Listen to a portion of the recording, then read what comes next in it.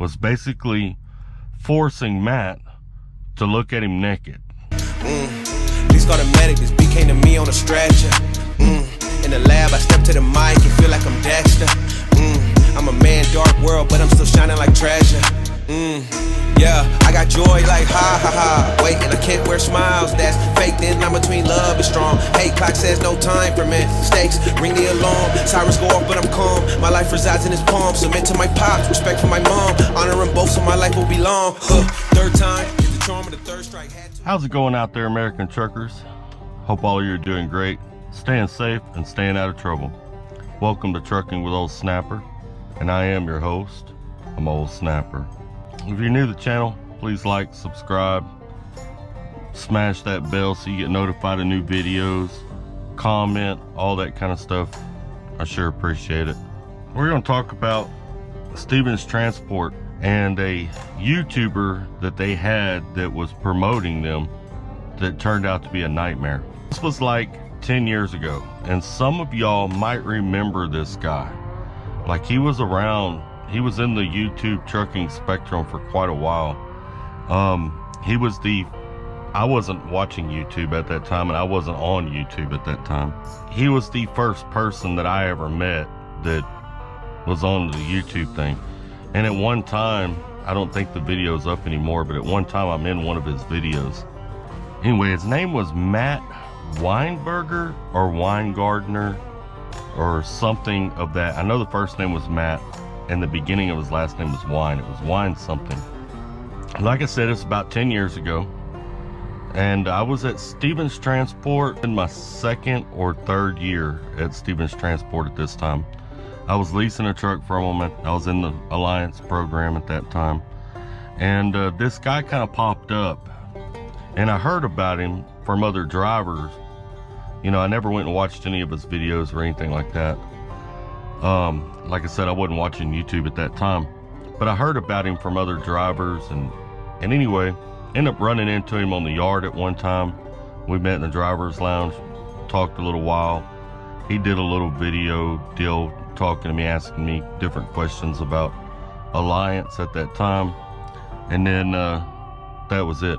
I don't think any of those videos are up anymore. I went to look for them before I made this video, and I couldn't find him. I know like a year ago I found him on YouTube, but he was doing something else. He was like doing lawn care or something another. This Matt guy was promoting Stevens Transport, right? And he didn't have a CDL or anything, but he was talking about going to Stevens Transport.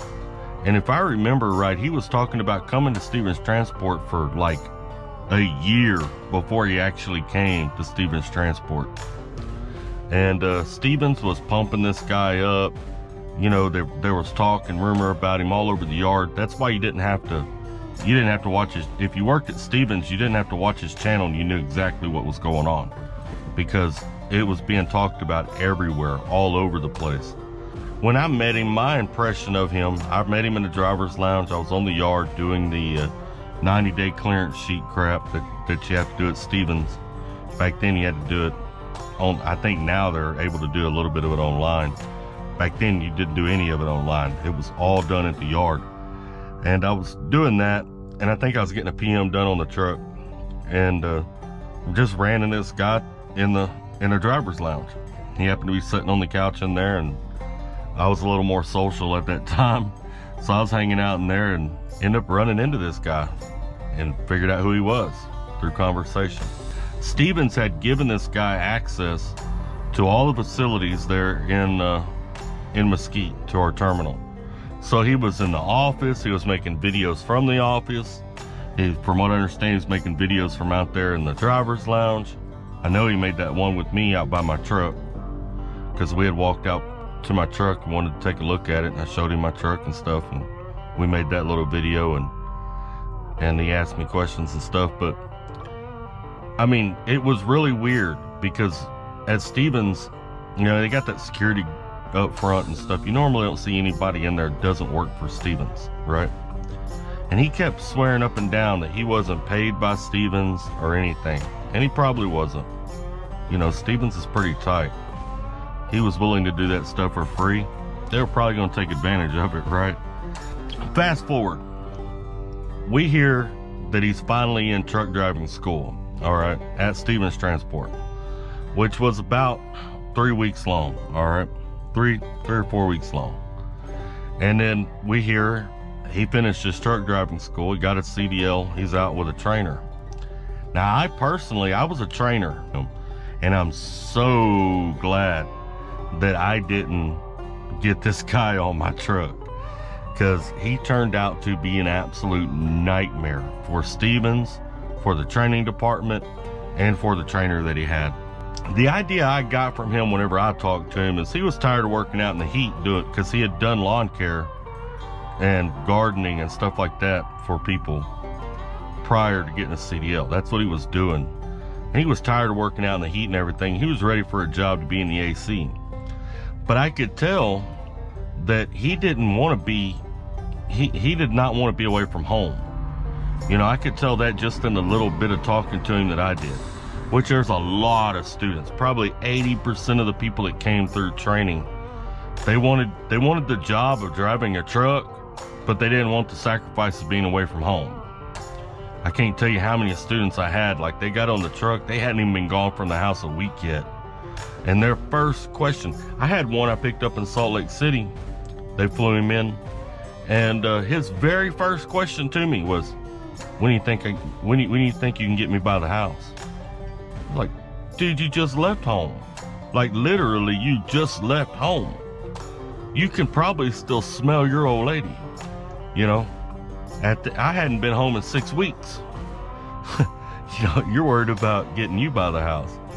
And I did get him by the house, but that was a whole nother mess that turned out to be a nightmare. I didn't like getting students by the house because it a lot of times did turn into a nightmare. But that's a story for a whole nother time. This Matt Weingartner or Weinberger, whatever, ends up on his trainer's truck. And like I said, he really didn't want to be gone. You know, he just wanted CDL, but he didn't really want to be gone. Next thing I hear, man, is there's this big old ordeal, like there's lawyers involved, possible, this guy's threatening to sue Stevens Transport, all kinds of crap going on, right? It turns out he jumped his trainer's truck, which means he quit, went home. He claims that his trainer slept nude and wouldn't cover up, didn't use a blanket or anything like that, was basically forcing Matt to look at him naked all the time. Like, Matt was claiming that when he would stop driving, he'd get up, he would go to the back, and his trainer would be laying there naked. I mean, butt naked, everything shining. And it was a believable story, because at the time when it happened, it was like, because I remember going through training, and I had some issues, not like that, but I had some other issues. And I know friends of mine that went through training, guys I met and got my CDL with, some of them had some really horrible stories. And some had some all right trainers. And Stevens at that time didn't really, they didn't enforce it. I don't know how they are now, but back then they really didn't enforce it. You could have a bad trainer and Stevens wasn't going to do anything about it. They didn't care. I had a couple that were horrible, you know, but it didn't matter. Stevens wasn't going to get you another trainer, and they weren't going to do anything about the trainer you had. Basically back then it was you dealt with it or you went home, and that was that. That's the way Stevens saw it, and they didn't care, because a ton of drivers during training would quit. That's the way it was back then. And one of the reasons I wanted to become a trainer when I did was so I could, at least know that the guys going through school on my truck weren't going to get treated the way they were getting treated on someone else's truck. When he came out with all that, claiming basically that he was eye molested by his trainer, it was believable. Like, it was like, okay, well, that's possible, and from what I understand, he kept making videos and stuff, and Stevens Transport was like, at this point, they're telling him to stop promoting the company, stop mentioning the company. I think there was even one of them letters sent to him, cease and desist or whatever. Like, it was a big deal. Fast forward a couple, 2 or 3 months, and I believe that trainer like almost got fired. Like he was suspended, and the only reason they were reacting to him that way is because it was all public. It was all out there on YouTube, and Stevens didn't like it. That's the only reason Stevens, because had it been a regular dude coming through there, Stevens wouldn't have cared. They wouldn't have paid no attention to it. That trainer ended up suspended, but I don't think he got fired. I think he got close to getting fired. But it finally comes out, and this is the only thing I ever saw of his. The only clip I ever saw of his, and it was because someone else was at the yard and they were playing it. We were all sitting in the driver's lounge looking at it.